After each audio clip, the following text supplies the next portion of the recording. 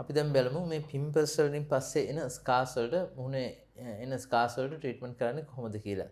මේ ස්කාර්ස් නැත්තම් කැලල් කියන ඒවා ගොඩක් වෙලාවට පිම්පල්ස් වලින් පස්සේ එනවා. ගොඩක් වෙලාවට තරුණ අයට තියෙන ලොකු ප්‍රශ්නයක් තමයි මේක. අපි මීට පෙර වතාවත් පෙන්නලා තියෙන මේ ස්කාර්ස් වලට නැත්තම් කැලල් වලට ට්‍රීට්මන්ට් කරන ක්‍රම කිහිපයක්. ඒ අතරින් පළවෙනි ක්‍රමයෙන් තමයි මයික්‍රෝ නීඩ්ලින් ට්‍රීට්මන්ට් එක තියෙනවා. ඊට පස්සේ PRP කියන ලේවලින් growth factors කියලා වෙන් කරගෙන ගන්න ට්‍රීට්මන්ට් එක තියෙනවා. ඊට පස්සේ ලේසර් ට්‍රීට්මන්ට්ස් තියෙනවා. සබ්සිෂන් කියලා සර්ජරි එකක් තියෙනවා, පොඩි සර්ජරි එකක්. ඒ වගේ විවිධ ට්‍රීට්මන්ට්ස් තියෙනවා. අද අපි ඒ අතරින් බලමු මේ no needle micro needling කියන ලේසර් ප්‍රතිකාරය මගින් ස්කාර්ස් අයින් කරන්නේ කොහොමද කියලා. මේ no needle micro needling කියන එක ලෝකේ අලුතෙන් ආපු ටෙක්නොලොජි එකක්. මේකදී අපි පාවිච්චි කරන්නේ Q switch කියන ලේසර් එක. මේ Q switch කියන ලේසර් එක ගොඩක් ප්‍රබල ලේසර් එකක්. මේකට පුළුවන් ස්කාර්ස් සාමාන්‍ය සෙෂන්ස් 3කින් 4කින් වගේ ස්කාර්ස් අයින් කරන්න පුළුවන්.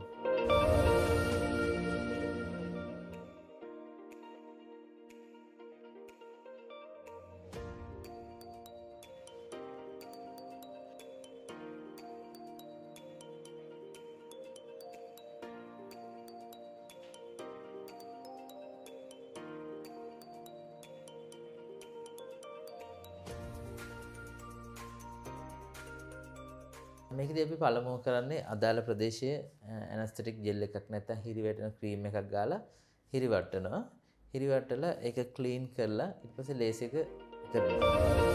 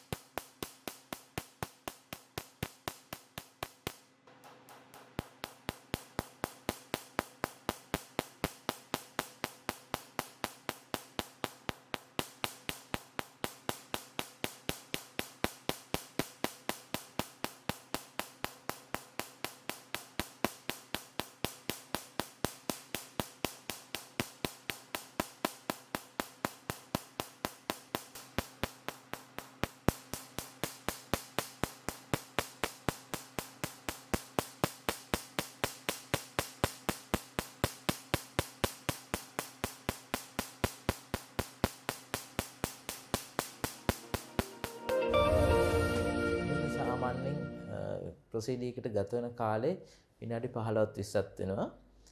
මේ ට්‍රීට්මන්ට් එකෙන් පස්සේ වහාම වාගේ දිනපතා රාජකාරි වලට යන්න පුළුවන්. මොකද ඩවුන් ටයිම් එකක් නැහැ. පොඩි රතු ගතියක් තියෙන්න පුළුවන්. ඒක පැය දෙකක් යනකොට රතු ගතිය නැති වෙනවා. ඒ රෙන විශේෂ විදිහට නිවාඩු දාලා මේක කරන්න අවශ්‍ය නැහැ. ඔෆිස් එකේ ඉන්න ගමන් ඇවිල්ලා කරගෙන යන්න පුළුවන්.